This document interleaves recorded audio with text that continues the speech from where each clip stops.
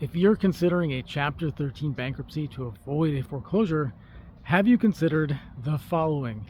One is the Chapter 13 bankruptcy doesn't actually help you avoid foreclosure. It does help you extend the timeline for that foreclosure to give you some more time to think, to restructure things.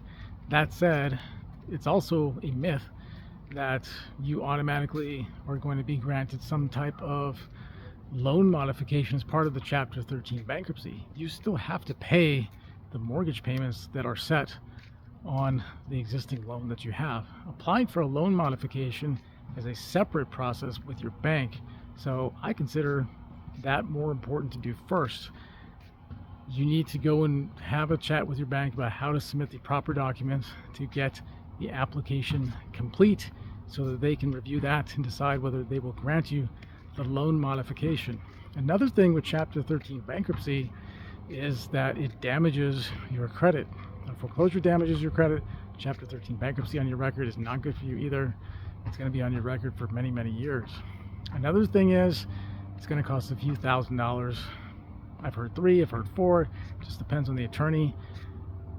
Consider that's the amount of money you need to budget to even retain a Chapter 13 bankruptcy attorney. And speaking of attorneys, I should have said right up front, I am not an attorney. Nothing I say in this video or otherwise anywhere else is any kind of legal advice. These are just things to consider as you're doing your own research for your situation. So another thing is that when credit card companies get wind of the bankruptcy, they will often freeze your credit cards. Can you continue to live with your credit cards frozen? You may be depending on those to pay your expenses. So know that before you go into a Chapter 13 bankruptcy. Another thing is that your payments that you owe every month are likely going to go up, not down, because you need to pay the mortgage payment that you pay now, that you're supposed to be paying now. In addition to that, there is the arrears, and they usually structure that over 5 years.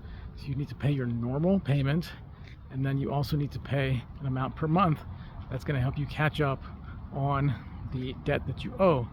So how are you going to be able to actually afford that?